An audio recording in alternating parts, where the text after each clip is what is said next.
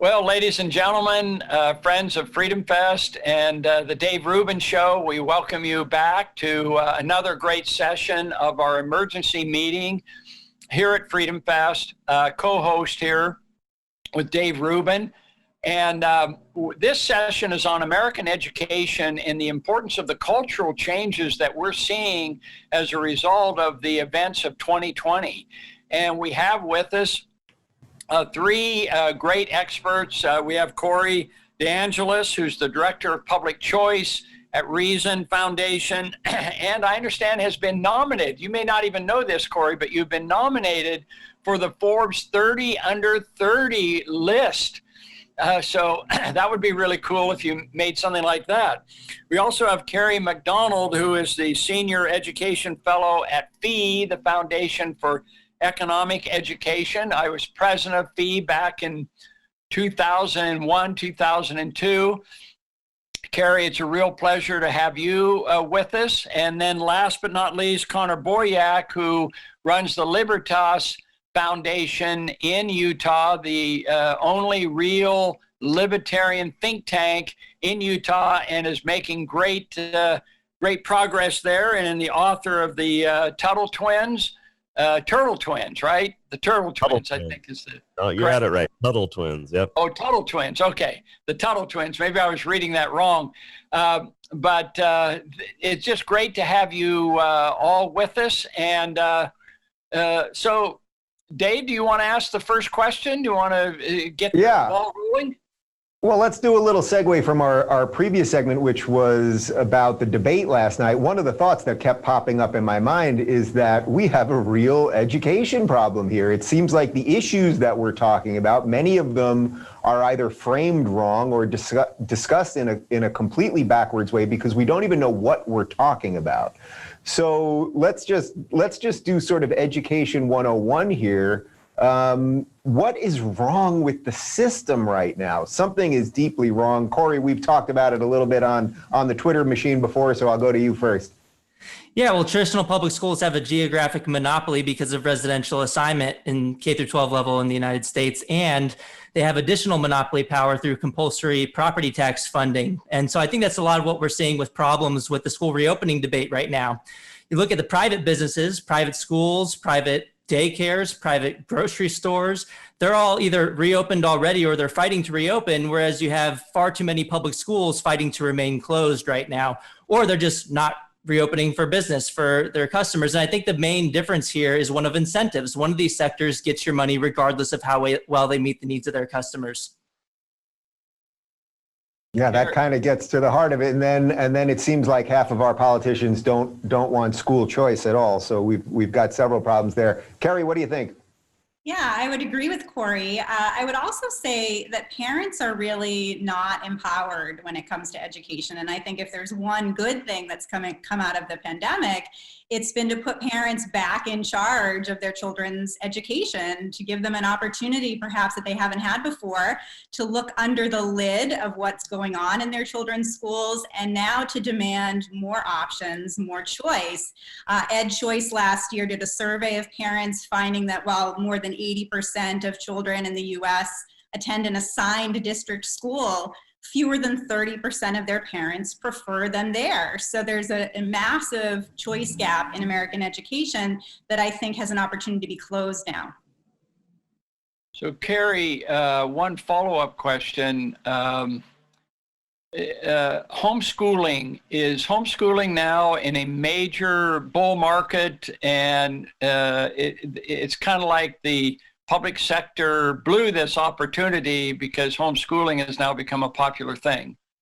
Yes, homeschooling has skyrocketed over the past several months. Of course, last March, when schools in the U.S. Shut down in the wake of the pandemic and the lockdowns, more than 50 million U.S. students found themselves learning at home, sort of coercive homeschooling or pandemic homeschooling. But what we found just in a recent Gallup poll a few weeks ago was that the rate of independent homeschooling, parents choosing to pull their children out of school for independent homeschooling, homeschooling has more than doubled since last year. So parents really are taking charge, realizing that they have much more freedom and flexibility and autonomy with independent homeschooling, forming pandemic pods and micro schools with other families, and pursuing different kinds of creative education options that I think not only will get parents through this difficult time in the pandemic, but will really stay with us post-pandemic as well. Yeah, Connor, do you view this as a silver lining to the pandemic, that people are rethinking these things? I mean, I have people in my family that are at least thinking about homeschooling for the first time, where if you would have asked them a year ago, no, you homeschooling, like that's not for us. 100%. You know, I saw a funny meme about how people perceived homeschooling moms before COVID, right? And it was like, what was it? It was, they were kind of pioneer women and these kind of backwater ladies, and how they perceive homeschool women now. And they're like Wonder Woman and all these like amazing people.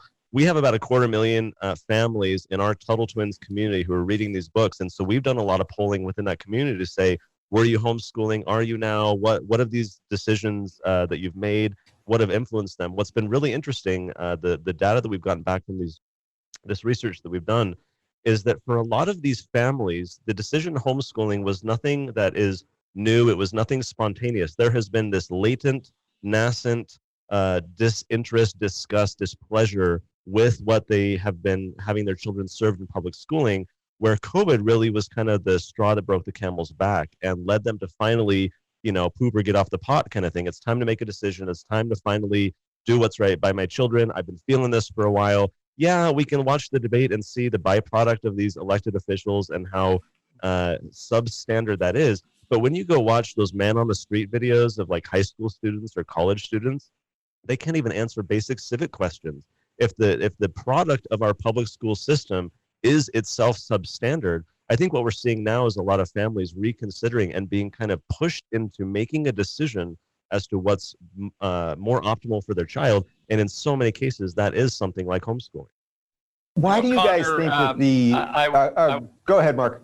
Yeah, I was just going to say that just because you go to an upper level college, I mean, after all, President Trump went to the Wharton School, and his vocabulary is not particularly reflective of upper level education.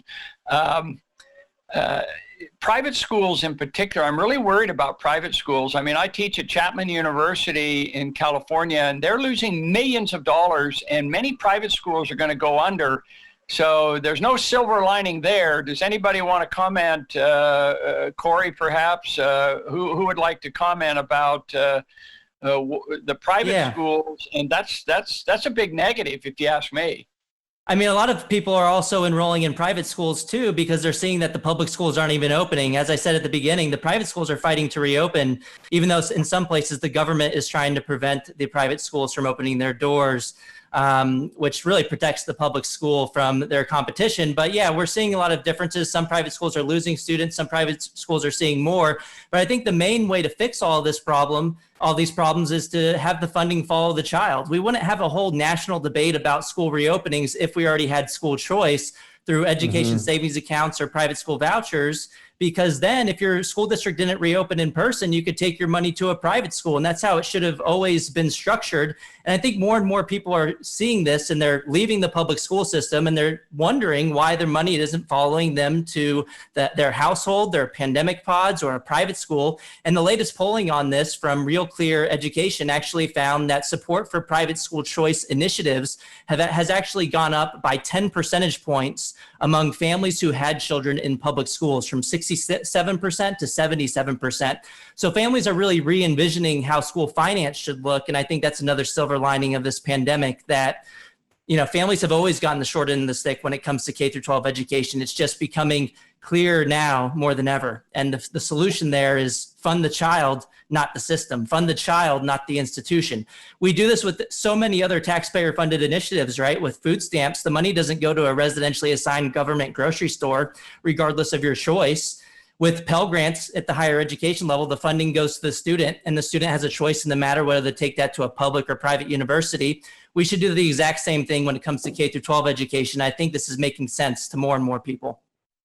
So, Kerry, I suspect you agree with Corey's premise there. Do you think this is just a messaging issue? I mean, this one, to me, this is like the Republicans have such a huge opportunity here, because you've got people on the left like Elizabeth Warren who are demanding that everyone go to public school and just throw more money at public schools, while, of course, her own children don't go to public schools or didn't go to public schools.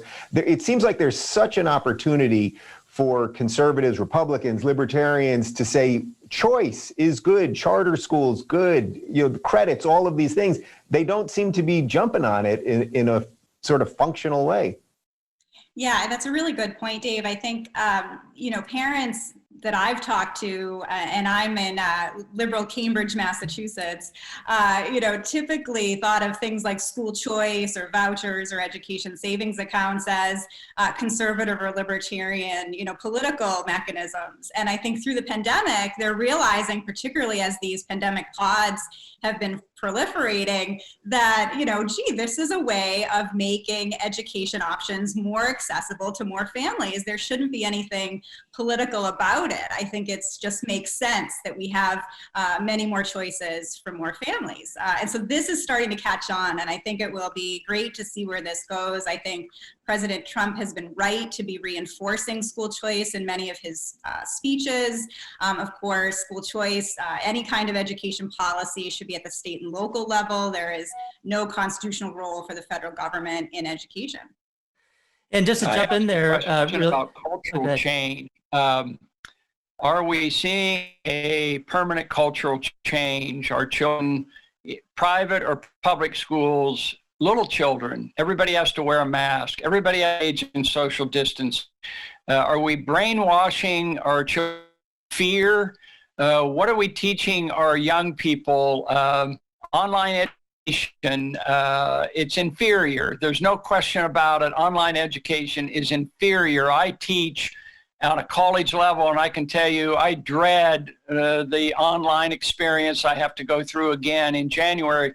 Or if it's in person, I not only have to wear a mask, but I have to have a shield as a teacher. And all the students, I can't see how they smile. I can't see, the interaction is lost there. What kind of cultural changes are we seeing from what's happening in 2020?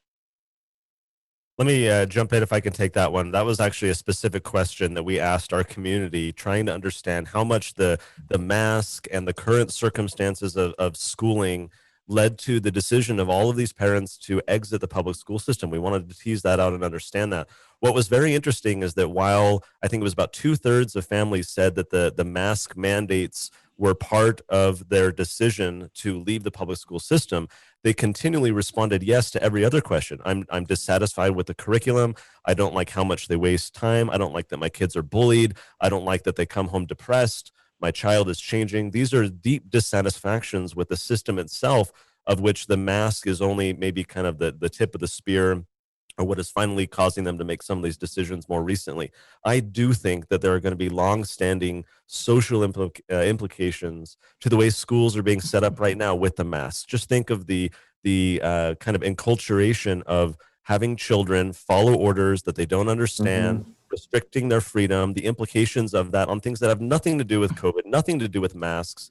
We are basically breeding a generation of submissive people that are going to be pliable to who knows what down the road. And so that's why, every time I see on social media some video of some kid resisting or, causing trouble, I think, yes, finally, there's our next Ron Paul or something like that, someone who can push back and offer an alternative point of view, because I do think we're going to have some longstanding ripple effects of what we're seeing now. I'm hopeful, though, that there is kind of the remnant. There's a contingent of people out there who are saying, I am dissatisfied with what I see. I'm going to do something else. Corey's exactly right. We have to figure out the funding issue, because of all these families that we talk to that decide to go homeschool or private school or pandemic pod or whatever else, the funding is like the biggest problem. And so many more people would unshackle themselves from the status quo if only they had the ability to make it financially work with, having to work 2 jobs, single mom, whatever.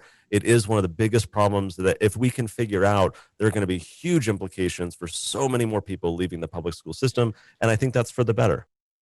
And by what's the way, interesting Connor, what you're talking about there is not just at the idea level. I was Zooming with or FaceTiming actually with my nephew who just started 6th grade, and I asked him if he's made any new friends because it's now they're in school with other schools that have all come together, and he said, "Well, we're in masks all day. Nobody really talks to anybody."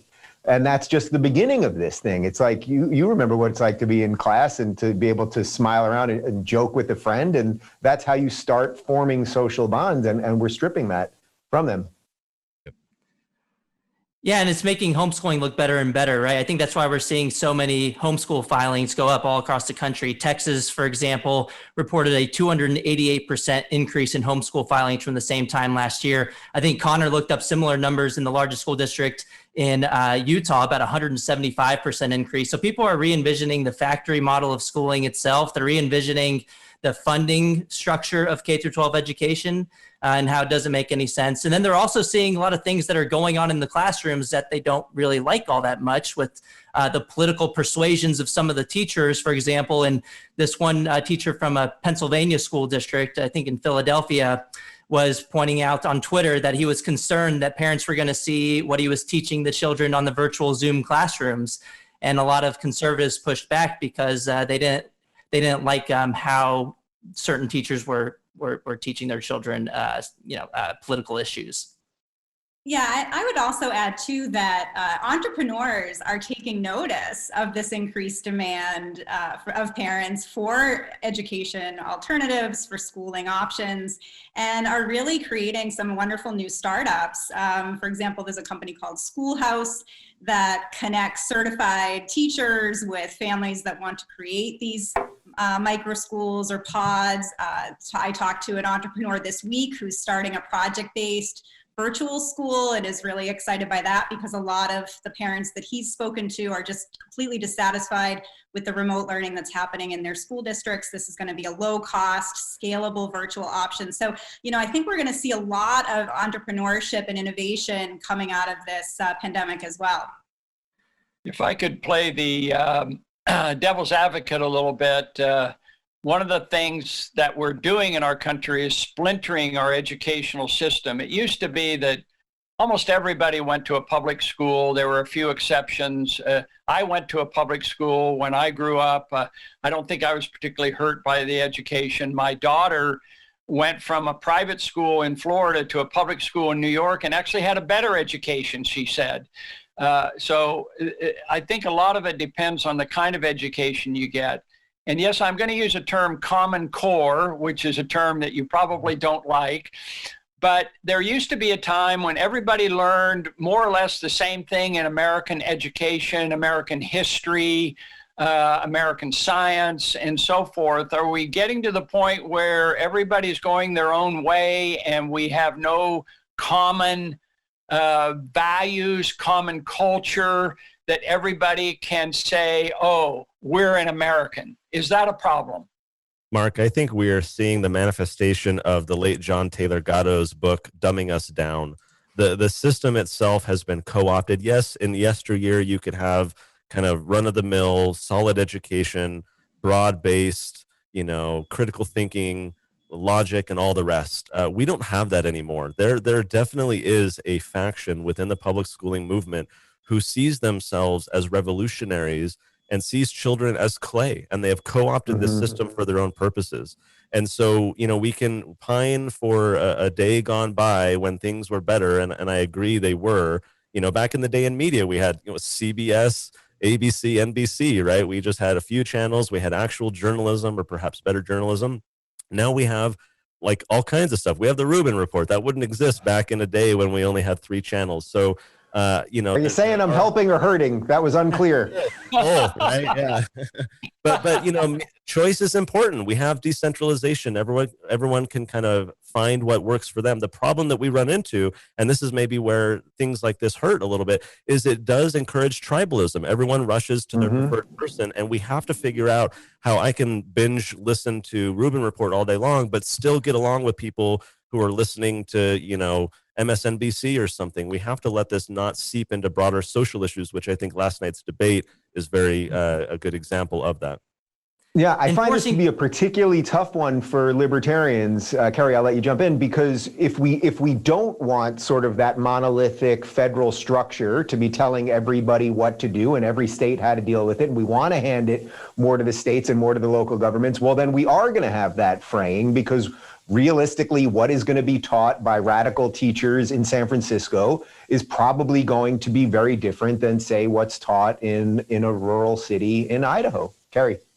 Right. Yeah. And, I just wrote an article recently for fee.org that talked about, if you don't want a Biden 1619 commission, you should oppose Trump's 1776 commission. The same idea that education really should be at the state and local levels, that it should be the least coercive possible. And, back to the earlier point that Mark brings out, I think that there's a lot of promise in diversity and in choice, that if we have sort of forced education, forced patriotism, for example, that's not authentic. That's not going to help us out. So the key really is to make education as decentralized, as parent-driven, and as student-centered as possible. I have a real quick question on Project 1619. Is that the new way we're going in terms of Common Core instead of 1776 as an education system? And then my second question is, what about Prager University and places like that? Is this the future of libertarian, conservative type of education, that we're now going to get our education from a online source like Prager University? Dennis Prager, I think, is a friend of yours, right, Dave? Is that the future? So where are we going here? What do you think of 1699 Project, and what about Prager University? Yeah, I'll just point out. Let's go to.